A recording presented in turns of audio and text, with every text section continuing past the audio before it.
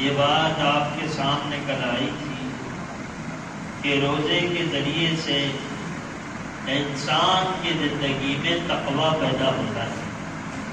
اللہ تبارک و تعالی یہ بات ارشاد فرماتے ہیں کہ ایمان والو، ہم نے تم پہ روزوں کو فرض کیا اور تم سے پہلے جو لوگ دنیا میں آئے تھے ہم نے ان لوگوں کو پر بھی روزوں کو فرض کیا، لیکن فرض کرنے کا مقصد یہ ہے تاکہ تمہاری زندگی میں تقویٰ پیدا ہو جائے۔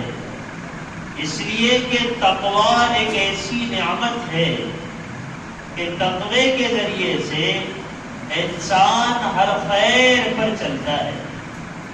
جس دل سے اللہ کا ڈر نکل جاتا ہے وہ دل ہر برائی کے اوپر چلنے پر آمادہ ہو جاتا ہے، اور جس دل میں اللہ کا ڈر آ جاتا ہے تو یہ اللہ کا ڈر، یہ تقویٰ اسے بے چین کر دیتا ہے۔ اگر اس سے کوئی خطا ہو جاتی ہے، اگر اس سے کوئی لغزش ہو جاتی ہے، اگر اس سے کوئی اللہ کی نافرمانی ہو جاتی ہے تو انسان کے دل کا تقویٰ اسے بے چین کر دیتا ہے۔ سید ابو صالح رحمۃ اللہ علیہ شدت کی بھوک تھی اور جوانی کی دہلیز پر انہوں نے قدم رکھا تھا۔ جب بھوک اور پیاس سے پریشان ہوئے تو وہ چلنے لگے ایک دریا کے راستے سے۔ جب راستے سے چلنے لگے تو دریا میں آتا ہوا اور بہتا ہوا انہیں ایک سیب نظر آیا۔ انہوں نے یہ سوچا کہ شدت کی بھوک لگی ہوئی ہے، لہذا یہ بھوک میں میرا معاون بنے گا، یہ چیز بھوک میں میرا ساتھ دے گی۔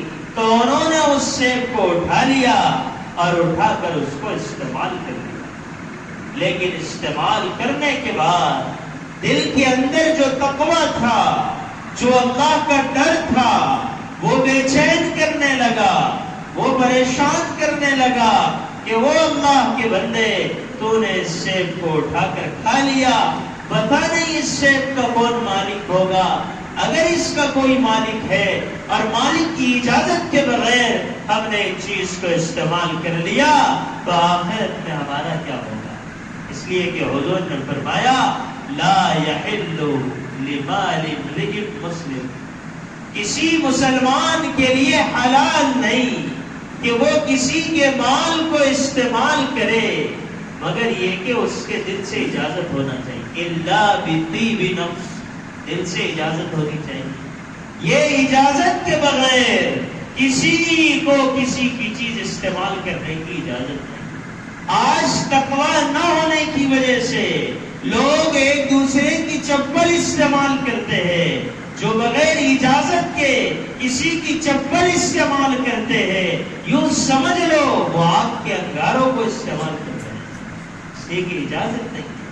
لوگ بغیر اجازت کے کسی کا موبائل چیک کر لیتے ہیں، بغیر اجازت کے کسی کا پاکٹ چیک کر لیتے ہیں۔ یہ سب اس لیے ہوتا ہے کہ زندگی میں تقویٰ نہیں ہے، اور جب زندگی میں تقویٰ آ جاتا ہے، جب زندگی میں اللہ کا ڈر آ جاتا ہے تو آدمی بغیر اجازت کے کسی چیز کو استعمال کرنے سے گھبراتا ہے۔ مبارک رحمت اللہ علیہ ایک باغ میں مزدوری کرتے تھے، وہ انار کا باغ تھا۔ صاحب ہدایہ نے لکھا ہے اس باغ میں مزدوری کرتے کرتے انہیں کئی سال گزر گئے۔ ایک دن ان کے باغ کا مالک آیا اور اس نے مبارک رحمت اللہ علیہ سے کہا مبارک ایک انار میرے پاس لے آؤ۔ انہوں نے ایک انار کو نچوڑا اور اپنے مالک کی خدمت میں پیش کیا۔ اس نے اس کے رس کو جب پیا تو کہنے لگا یہ تو کھٹا ہے، کوئی دوسرا لاؤ۔ وہ دوسرا لے کر آیا، اس کو پیش کیا۔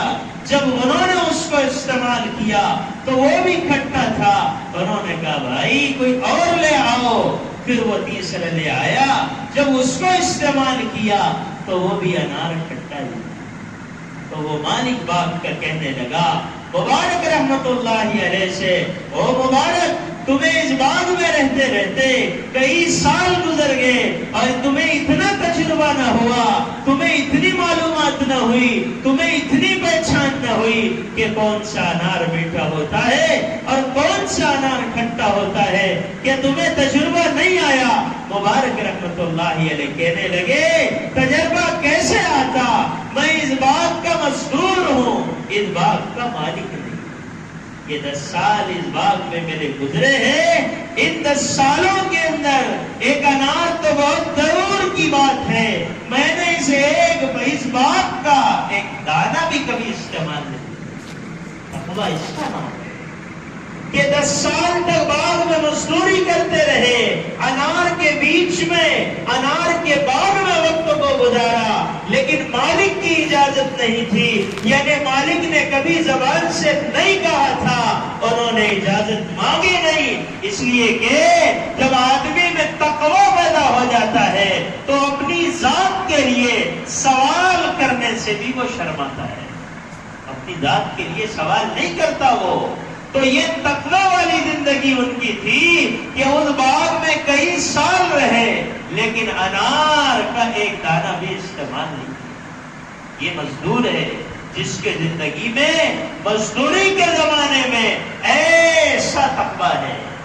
تو اللہ فرماتے ہیں یہ روزوں کا مقصد یہ ہے کہ تمہاری زندگی میں تقویٰ پیدا ہونا چاہیے، کیونکہ جب انسان میں تقویٰ پیدا ہو جاتا ہے تو وہ ہر لائن میں صحیح راستے پر چلتا ہے، چاہے وہ تجارت میں ہو، چاہے وہ ملازمت میں ہو، دنیا کے کسی بھی شعبے میں رہے گا، اور اگر متقی ہوگا، اللہ سے ڈرنے والا ہوگا تو یہ تقویٰ اسے برائی سے بچائے گا اور بھلائی پر آمادہ کرے گا۔ ابن عمر رحمت اللہ علیہ کے گھر پر ایک صحابی ملنے کے لیے آتے تھے، ایک دن دروازے پر کسی نے دستک دی، جب دروازے پر دستک دینے والے نے دستک دی، انہوں نے اپنے بادی کو بھیجا اور کہا دیکھ کر آؤ دروازے پر کون آیا ہے، تو انہوں نے آ کر خبر دی کہ دروازے پر وہی تمہارے نابینا صحابی آئے۔ فرمایا مجھ سے جو ہمیشہ ملنے آتے وہ تو نابینا نہیں ہے، تمہیں کیا بتاؤں، جب وہ دروازے میں داخل ہوتے ہیں تو ایسی نگاہوں کو جھکا کر چلتے ہیں کہ میں نے ان کی آنکھوں کو آج تک نہیں دیکھا، ایسا سر کو جھکا کے آتے ہیں، ایسا محسوس ہوتا ہے کہ ان کو آنکھ ہی نہیں ہے۔ یہ تقویٰ ہے کہ جو انسان کو غلط دیکھنے سے بچاتا ہے، ورنہ جب تقویٰ زندگیوں سے نکل جاتا ہے، آدمی مسجد کے باہر نکلتا ہے اور موبائل میں فیس بک پر انگلیاں گھماتا ہے، انسٹاگرام پر انگلیاں گھماتا ہے، ہزاروں نامحرم عورتوں کی تصویروں کو دیکھتا ہے، اندر میں تقویٰ نہیں، اس لیے اسے بے چینی نہیں ہوتی، اندر میں تقویٰ نہیں، اس لیے روزے کے چھوٹ جانے پر یہ اندر سے بے چین نہیں ہوتا۔ جب تقویٰ نہیں ہے تو جہاں چاہ کھا لیا اور جس کا چاہا بیگ بغیر اجازت کے استعمال کر لیا، اور جب تقویٰ آ جاتا ہے تو آدمی بے چین ہو جاتا ہے۔ اب یہ کھا تو لیا سیب بھوک کی شدت میں، لیکن سیب کھانے کے بعد پریشان ہو گئے کہ پتہ نہیں یہ جو سیب میں نے استعمال کیا یہ سیب کہاں کا ہے، کس کا ہے، کیسا ہے۔ تو اب چلے دریا کے کنارے، جب دریا کے کنارے چل رہے تھے تو انہوں نے دیکھا کہ اور بہت زیادہ سیب نظر آ رہے ہیں، تو انہیں اندازہ ہوا کہ آگے کوئی نہ کوئی باغ ہے، چلو باغ کے مالک سے جا کر ملتے ہیں۔ اب باغ کے پاس پہنچے، باغ کے مالک سے ملاقات کرنے کے لیے، تو وہاں ایک بندے سے ملاقات ہوئی، ان سے کہا بھائی دیکھو میں نے تمہارا ایک سیب کھایا، وہ بھی بہ رہا تھا، اگر نہ میں اس کو استعمال کرتا تو وہ بہ جاتا، میں نے اس کو کھا لیا، تم اسے معاف کر دو۔ انہوں نے کہا بھائی میں اس باغ کا مزدور ہوں، میں اس باغ کا مالک نہیں ہوں، میں کیسے معاف کر سکتا ہوں؟ یہ باغ جن کا ہے وہ اس شہر میں رہتے ہیں، بڑے نیک آدمی ہیں، بڑے تقوی والے انسان ہیں، جب تم ان کے پاس پہنچو گے وہ تمہیں معاف بھی کر دیں گے، اور ہو سکتا ہے وہ تمہیں کچھ انعام بھی دے دے۔ صحیح آدمی ہے، وہ اس سیب کو معاف کرنے کے لیے وہاں پہنچے۔ اور وہاں پہنچ کر ان بزرگ سے کہا حضرت ایسا ایسا ہوا ہے. وہ حضرت نے ان کے دل پر دیکھا کہ یہ واقعے میں اللہ سے ڈرنے والا ہے، اس کے دل میں تقویٰ ہے، یہ متقی انسان ہے، اسی لیے تو ایک سیب کے لیے بے چین ہو رہا ہے. اگر متقی نہ ہوتا تو بے چین نہ ہوتا. تو انہوں نے آزمائش میں ڈال دیا، کیونکہ جو تقوی کی راہوں پر اور تقوی کے راستے پر چلنا چاہتے ہیں، اللہ رب العزت والجلال ان کا امتحان لیا کرتے ہیں. آدمی دل میں ارادہ کرے گا اب مجھے تقوی اختیار کرنا ہے، حرام سے بچنا ہے، کہاں دکان پر پہنچے گا 10 کی نوٹ دے گا اور وہ دکاندار یہ سمجھے گا اللہ اسے سمجھائیں گے کہ اس نے 200 دیا ہے، 50 کا سامان خریدا ہے، وہ سامنے سے 150 واپس کرے گا. یہ دیکھنا چاہیں گے اللہ کہ اس کے ایمان کی اس کے نزدیک 100 روپے زیادہ قیمتی ہے یا اس کے نزدیک ایمان زیادہ قیمتی ہے. تو اللہ آزماتے بندوں کو، لیکن جب ہمیں آزمایا جاتا ہمارا وکٹ گر جاتا. انہیں آزمائش میں ڈالا گیا لیکن تقویٰ حقیقی زندگی میں تھا. تو آزمائش کیسی آئی؟ کہا جس باپ کا سیب کھائے ہو ایسے معاف نہیں کیا جائے گا، تمہیں اس باغ میں جا کر 10 سال تک مزدوری کرنا پڑے گا.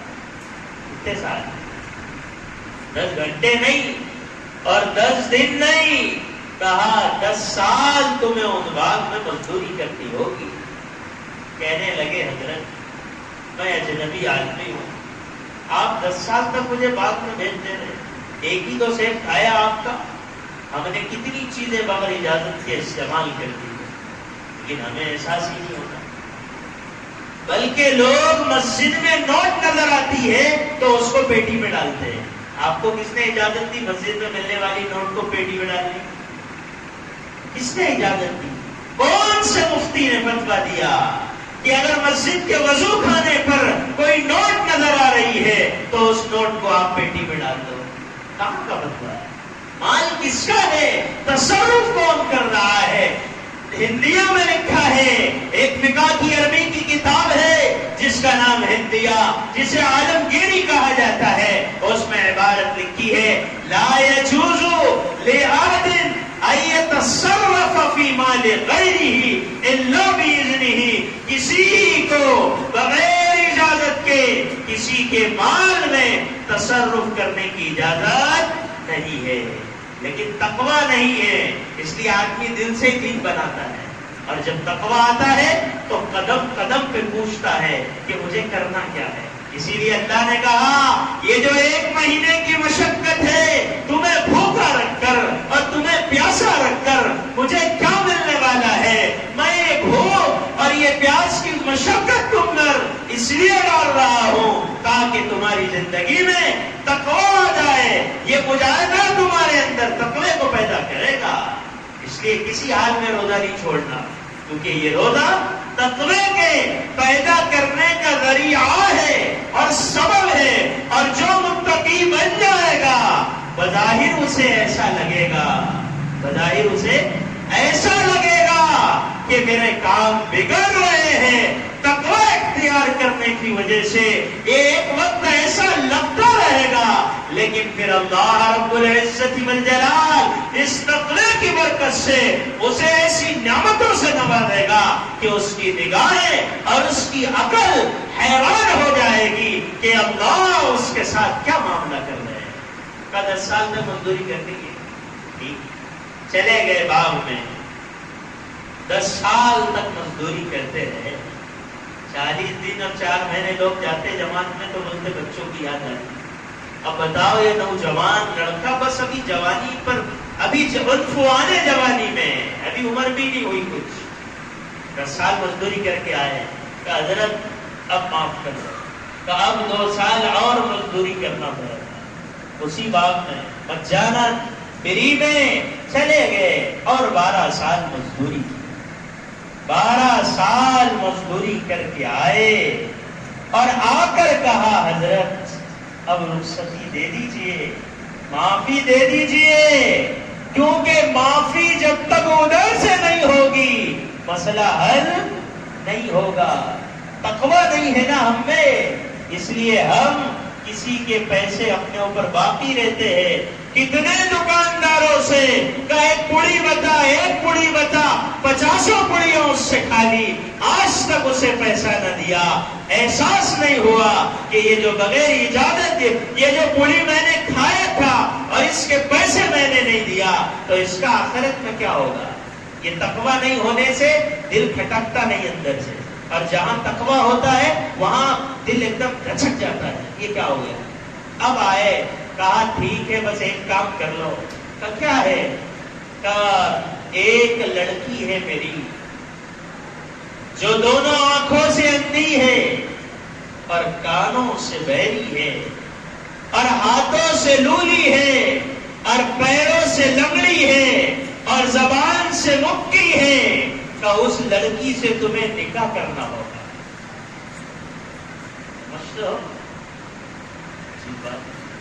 ابھی ہاتھوں سے لولی، پیروں سے لگڑی، زبان سے مکی، کانوں سے بہری، آنکھوں سے اندھی. اب بتاؤ یہ مصیبت کو میں لے کر کیا کروں؟ اتنی پریشانی کا. اب نکاح ایک ایسی چیز ہے سارے کام بغیر سوچ کے کرنا، لیکن شادی ذرا سوچ کے کرنا. اس لیے کہ ہفتے کو شادی تو کر نہیں سکتا آدمی. بس ایک بار جو گلے میں بن گئی اٹکلی ٹوٹی ہے تجاشی ٹوٹی، ہو گیا. وہ جو ہو گیا وہ ہو گیا. سارے کام بغیر سوچے کر سکتا ہے آدمی، لیکن نکاح ایک ایسا کام ہے، شادی ایک ایسا کام ہے وہ بغیر سوچے نہیں کرنا، وہ بہت سوچ سمجھ کے کرنے کی چیز ہے. اس لیے کہ ایک بار نکاح ہو گیا بس اب جب تک زندگی باقی ہے وہی گلے میں ہے آپ کے. تو وہ بیچارے گر گئے بیچار میں، کرنا کیا؟ بس بولے دو ہی راستہ ہے، اس کو اختیار کرو یہ تو جاؤ، میں کچھ ماں کو اپ نہیں کرتا. انہوں نے کہا ٹھیک ہے حضرت پڑھا دو نکاح. تیار ہو گئے. کیا ہو گیا؟ نکاح ہو جانے کے بعد جب پھر رخصتی ہوئی اور یہ وہی غریب آدمی تھے، ان کے پاس تو کوئی انتظام نہ تھا، وہی ان کے لیے وہ بڑے رئیس مالدار آدمی تھے، انہوں نے ان کے لیے حجرہ کمرے کا انتظام کیا. جب یہ اپنے بیگم سے ملنے کے لیے گئے، شادی کے بعد لوگ جاتے ہیں دلہن سے ملاقات کرنے کے لیے، اور اب ہمارے زمانے میں تو اتنا بگڑا ہوا پن ہے کہ ہزاروں عورتوں کو چیرتا ہوا دلہا دلہن کے پاس، اور تنہا نہیں جاتا، اسے ڈر ہے اس بات کا کہ کوئی حملہ نہ کر لے، اس لیے نوجوانوں کی ٹیم لے کر جاتا ہے. وہ نوجوانوں کا جانا بھی حرام، اس لیے کہ ان نوجوانوں کے لیے وہ لڑکی وہ نامحرم ہے، اس کا دیکھنا ان کے لیے حرام ہے. لیکن اکیلا اس کا جانے کا جی نہیں بولتا، پتہ نہیں اس کو کیا گھبراہٹ رہتی، تو ساتھیوں کو لے کے جاتا ہے، دوستوں کو. اور جاتے تو وہاں بہت ساری عورتیں بیٹھی رہتی ہے، ان کے سامنے دلہا جاتا ہے. دلہا جائے تنہائی میں دلہن سے ملاقات، یہ عورتوں کے سامنے جانا، اور وہ دلہا آتا ہے اور پھر اس پر بیل ڈالی جاتی ہے. یہ سب ناجائز اور حرام عمل ہے. لیکن آج مسلمانوں کے دلوں سے تقویٰ نکل گیا ہے، اس لیے ہم شادیوں میں آزاد ہو جاتے ہیں. یہ سوچتے نہیں کہ اللہ نے کیا کہا، یہ دیکھتے نہیں کہ محمد رسول اللہ صلی اللہ علیہ وسلم نے کیا کہا. جب پہنچے نا تو دیکھا کہ حسین اور خوبصورت دلہن ہے، آنکھیں بھی صحیح ہے، ہاتھ بھی صحیح ہے، پیر بھی صحیح ہے. تو بیچارے دیکھ کر فوراً واپس آئے اور ان بزرگ سے کہا، اپنے سسر صاحب سے، کہ حضرت میں غریب آدمی ہوں، اجنبی آدمی، آپ میری مذاق کیوں اڑاتے ہو؟ کہتے کچھ ہو اور بھیجتے کسی اور جگہ ہو. فرمایا بیٹا یہ تیرے تقوی کا تجھ کو انعام ہے. نکاح کا انعام ہے، یہ تیرے تقوی کا تجھ کو انعام ہے. میری یہ بیٹی جو میں نے تیرے نکاح میں دیا ہوں، اس علاقے کے بڑے بڑے رؤسا اور بڑے بڑے مالداروں کے اس لڑکی کو رشتے آئے، لیکن میں نے ان کے حوالے نہ کیا اور ان کو بیٹی نہ دیا۔ جب تو میرے پاس چل کے آیا ایک شیخ کو معاف کروانے کے لیے، میں اس وقت سمجھ گیا تو اللہ کی محبت سے بھرا ہوا ہے، تقویٰ تیرے دل میں ہے۔ میں نے امتحان لینے کے لیے 12 سال تجھے باغ میں بھیجا، اور جب تو امتحان میں پورا نکل گیا تو میں نے اپنی بیٹی تیرے حوالے کر دی۔ آنکھوں سے اندھی اس کو اس لیے کہا کہ جب سے بیٹی بالغ ہوئی ہے کبھی میری بیٹی کسی نامحرم سے ملاقات نہیں، کبھی نہیں گئی باہر، بالغ ہونے کے بعد کبھی کسی نامحرم کو نہیں دیکھا، اس لیے اسے آنکھوں سے اندھی کہا۔ بالغ ہو جانے کے بعد کبھی اس کے کانوں نے کوئی غلط بات نہیں سنی، اس لیے میں نے اس کو کانوں سے بہری کہا۔ اور بالغ ہو جانے کے بعد اس کے ہاتھوں نے کبھی کوئی نافرمانی نہیں کی، کوئی بڑا گناہ نہیں کیا، اس لیے میں نے اس کو ہاتھوں سے دھولی کہا۔ اور پیروں سے لگڑی اس لیے کہا کہ جب سے میری یہ بیٹی بالغ ہوئی ہے کبھی اس بیٹی نے باہر بازار کی طرف رخ نہیں کیا، اس لیے اس کو پیروں سے لگڑی کہا۔ یہ حسین اور خوبصورت میرے کلیجے کا ٹکڑا تقوی کی وجہ سے میں نے تیرے حوالے کیا ہے۔ اب ایسی متقی عورت اور ایسا متقی لڑکا، جب ایسے متقی انسان کا نکاح ہوا ہے اور ایسی متقی بیٹی تقوی پر عمل کرنے کی وجہ سے اس کو ملی ہے، تو انسانوں نے یہ منظر دیکھا کہ ان دونوں کے ذریعے سے اس کائنات میں ایسا انسان پیدا ہوا جس انسان کو دنیا شیخ عبد القادر جیلانی رحمت اللہ علیہ کے نام سے جانتی ہے، کہ شیخ عبد القادر جیلانی جن ماں باپ کے ذریعے سے دنیا میں آیا ہے وہ ایسی نیک خاتون تھی، اور وہ ایسا متقی سید ابو صالح رحمت اللہ علیہ تھا۔